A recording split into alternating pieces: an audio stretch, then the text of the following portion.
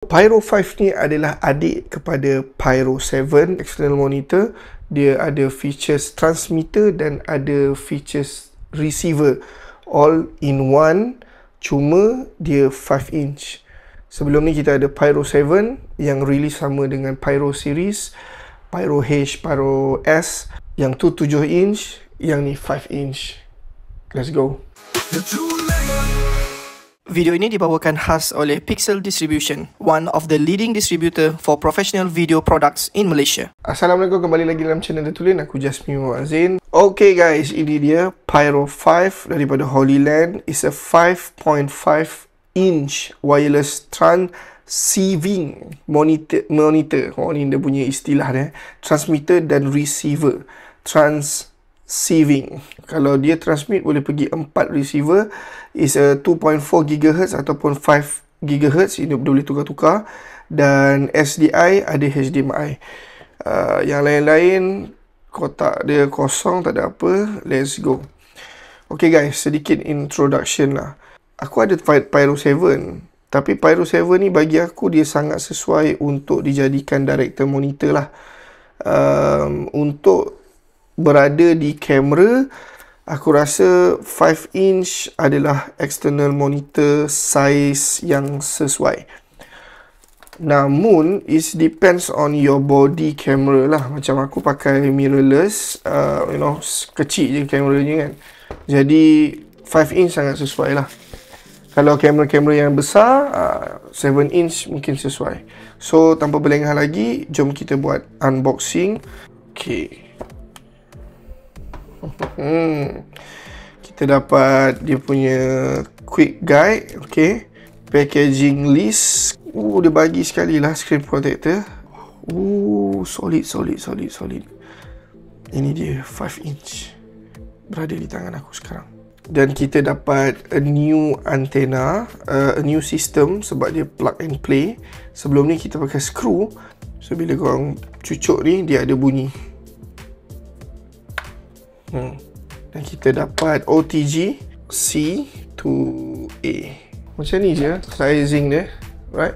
Very small lah. Okay, jom kita buat tour on the product.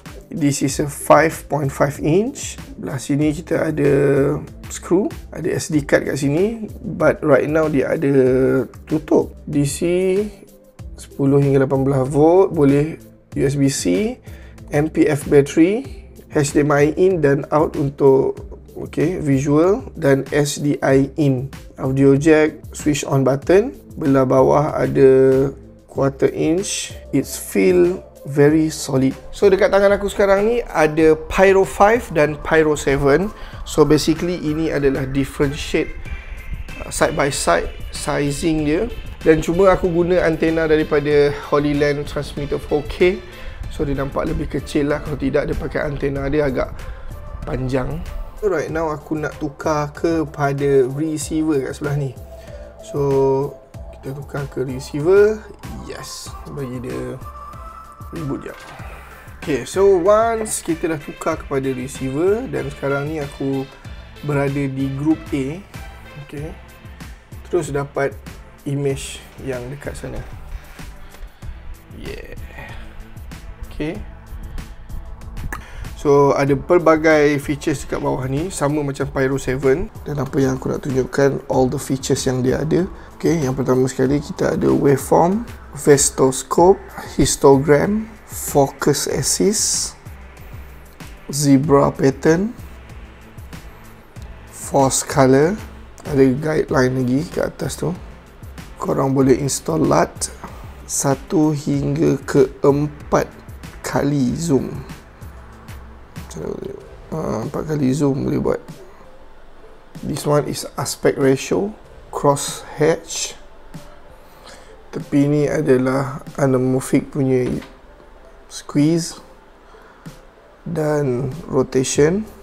Korang boleh pergi dekat setting ni untuk pergi lagi detail. For example, korang pergi dekat aspect mark, jadi dia ada pelbagai yang korang boleh buat lah. Okay, sebagai contoh this one. So bila aku off, aku on, dia akan on balik. So Ini shortcut, tapi kalau nak pergi detail punya setting di sinilah. Kat sini pun aku boleh buat record. Dia dah record kat situ. So nanti dia akan record kat dalam ni. So aku boleh pergi balik dekat playback. Dan ini antaranya. Aku boleh pergi dekat file. Aku boleh tengok semua file dekat tepi ni. Okay, segala setting korang boleh pergi je, tekan je salah satu dekat atas ni.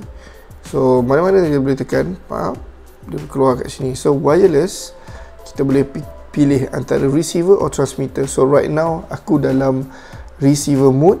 Aku boleh setting channel aku, mana, group aku yang mana satu.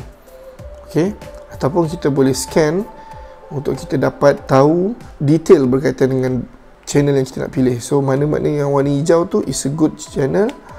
So kat bahagian display kita boleh set dia punya brightness, R, red, green and blue. Temperature pun boleh. Kat sini record, kita boleh pilih kita punya Sony apa. So aku pakai Alpha 7 III Mark III. Sebab apa? Dekat sini kita boleh camera control. Nanti aku buat satu video yang baru berkaitan dengan camera control. Trigger di mana record dekat kamera, dekat sini akan auto record for proxy. So sistem kita boleh buat wifi, English, volume meter, fan, auto je lah kan, image transmitter and device, all of this. Okay, kalau kita pergi ke transmitter pula, kita pergi ke transmitter. Kita tukar dulu ke transmitter. So hopefully framing aku masuk lagi dalam tu.